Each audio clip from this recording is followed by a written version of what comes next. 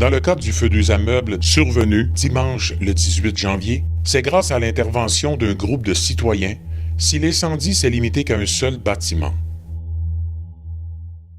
Moi, j'arrivais en même temps que mon voisin au côté qui est dans les pompiers. Donc, lui, il est parti, il était envers la caserne. Puis, moi, j'avais une vue sur l'intensité du feu, puis tout. C'est un client du Lavoto qui est venu me voir. Bien, je veux dire qu'il était à l'extérieur parce que moi, je sortais sur le même moment. Il m'a dit, moi, j'appellerais le 911. Je venais d'arriver à la station-service. Je suis allé me chercher du change au dépanneur. À ce moment-là, il n'y avait rien encore. Je suis retourné dans mon véhicule pour attendre mon tour. Quand je suis retourné à mon véhicule, j'ai remarqué qu'il commençait à avoir de la fumée devant le bâtiment. Alors là, je suis allé voir en avant du bâtiment qu'est-ce qui se passait. Puis plus ça allait, plus c'était noir. Là, ça a été en quelques secondes. J'ai demandé à la dame du Petro-Canada d'appeler les services d'urgence. J'ai appelé le 911 pour dire que j'avais vu des flammes sur le côté de la résidence. Puis c'est à ce moment-là que j'ai pris tout de suite la décision de faire sortir les bonbonnes de propane. Guylaine, la dame du immeuble La Pointe, est venue me voir. Elle m'a donné son téléphone pour que je parle au service d'urgence. Parce qu'elle commençait à être en état de choc un peu. La propriétaire de la bâtisse, elle était juste en avant des portes. Son mari arrivait avec son camion aussi. Puis là, la madame, elle, tout ce qu'elle essayait de voir où était son mari, puis tout, mais elle se tenait. Je trouvais qu'elle se tenait proche de la bâtisse. Quand j'ai vu la quantité de boucan qui pouvait sortir, j'ai eu l'impression que les flammes s'en venaient, là. Donc, à la fin du compte, quand elle a réussi à repérer que son mari était sur le côté, puis tout, là, ça l'a moins effrayé. Donc, la madame, elle s'est rendue comme à son auto, mais, tu sais, j'ai convaincu la madame de ne pas prendre de chance. Respirer de la boucane, des fois, ça peut y avoir causé quelque chose, puis d'aller vérifier. Suite à ça, je suis revenu devant le bâtiment de service Infocom pour aller porter le téléphone de la dame. Et puis, je suis retourné à mon véhicule par la suite là, pour aller m'occuper de ma fille, en fait, qui était dans mon véhicule à ce moment-là. Avec une station-service située à 2 mètres du brasier, sans l'intervention citoyenne qui ont pris les choses en main, le scénario aurait été des plus catastrophiques. Instantanément, une solidarité citoyenne est apparue en attendant l'arrivée des pompiers. Il y a un client qui m'a dit « Donne-moi les clés, on va sortir ton propane. » Moi, j'ai sorti les gens du Lavoto.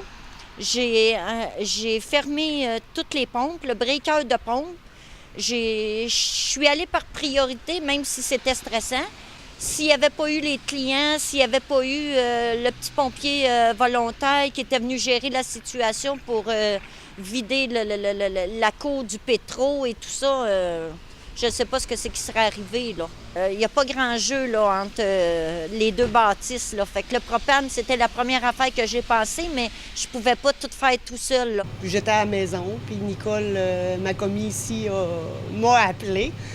Et croyant que normalement, il m'appelle que pour avoir des 2 $ pour le Lavoto, j'ai répondu, puis j'ai dit « Oui, Nicole, j'ai des 2 $ dans mes poches, je m'en viens. » Et là, elle me dit, Caroline, elle dit « C'était pas juste pour ça que je t'appelais. Inquiète-toi pas. » Elle dit « C'est juste pour te dire que le feu est pris à côté. » Donc, j'étais déjà en route pour m'en venir, mais je me suis envenue un petit peu plus vite que prévu, là. En arrivant, je me suis stationnée dans le cours. J'ai voulu venir tout barrer, tout fermer les breakers, mais c'était déjà fait. Les bonbonnes étaient déjà sorties par des clients. Tout ce qui me restait à faire, bien, de regarder et de patienter. Moi, le soir même, à 10 h, les lumières étaient ouvertes. J'étais prête à fonctionner à nouveau. Ah oui, le lendemain matin, on était au poste. À 10 h, moi, j'ai tout réouvert les lumières. Je ne peux pas rester parce qu'on était fatigués, mais il y avait de la glace, il y avait de l'eau, c'était le vite, on fait vider la toiture. Que des petits bris comme ça, des alarmes. J'ai pas une goutte d'eau dans mon essence. Ça a été une peur que j'ai eue parce que, écoute, il y a eu de l'eau. Le camion échelle était sur mes réservoirs quand même, là.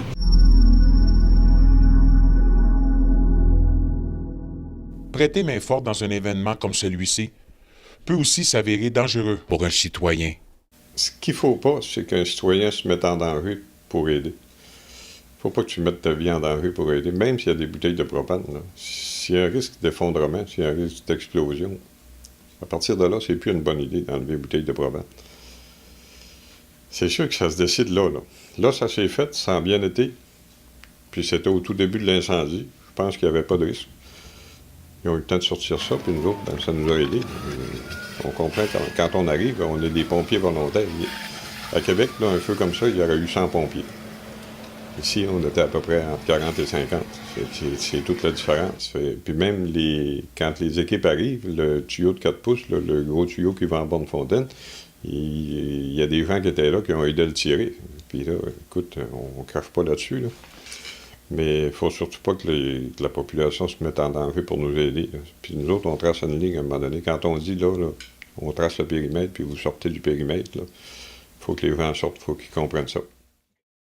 La fameuse boule de feu qui est sortie du 2e étage du bâtiment a surpris tout le monde, de même que le pompier volontaire Tuan Phan, qui était le premier pompier arrivé sur les lieux de l'incendie. Plusieurs personnes ont pensé que c'était une explosion de fournaise. Nous autres, on l'a évalué, on en a discuté. Ça serait probablement soit une explosion de fumée ou un embrasement généralisé qui s'est fait au 2e. Puis l'embrasement généralisé, c'est que la chaleur s'accumule, elle s'accumule, elle s'accumule. Puis là, il y a des particules, la fumée s'accumule, puis à un moment donné, ça allume. Puis là, ça fait ce que ça a fait. Ça fait pouf, les vitres éclatent, puis ça sort à l'extérieur. Toine, ouais, il était dans les premiers intervenants, puis il a comme fait place un peu vite, puis il en est reparlé, ça va, c'est correct. Lorsqu'on est arrivé sur les lieux, il y avait l'opérateur qui descendait les 2 personnes sur la bonne fontaine. Donc moi, j'étais côté helper, donc j'ai dû intervenir avec une lance de première attaque. Le bâtiment était en embrasement généralisé, donc tout était en train de pyrolyser, atteindre leur combustion complète. Et j'étais en train d'établir mon tuyau et tout, devant la bâtisse tout. En même temps, moi puis l'opérateur et moi, on a remarqué que le poteau électrique commençait à prendre feu. Donc, c'est sûr que l'électricité, faut pas rigoler avec ça non plus. Puis à l'instant même, lorsque je me servirais de bord pour installer ma lance, j'ai vu des signes et symptômes d'une boule de feu, justement. Donc, en regardant à ma droite, j'ai vu de la fumée qui s'est compactée, sortie. Donc, lorsque j'ai senti la boule de feu derrière moi, j'ai fait un grand saut.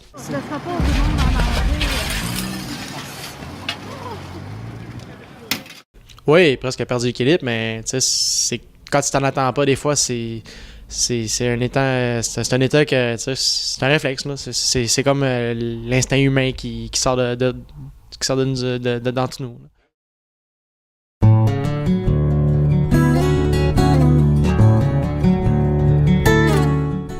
Un gros merci à tous ceux qui ont aidé, parce que sinon, peut-être qu'il y aurait eu une 2e bâtisse, là, tu sais. Incroyable, ils auraient pu prendre leur voiture, s'en aller, là. Puis non, ils sont venus, ils ont sorti les bonbonnes de propane pour empêcher un beau petit désastre, je pense. Mais non, ça aussi, eux autres, je les remercie bien gros de ne pas être partis comme ça, puis d'avoir pensé à la station et à la sécurité des gens. Un client, moi, qui m'a apporté un manteau, il y a un client qui m'a enlevé mon auto. Alors, moi, je remercie énormément.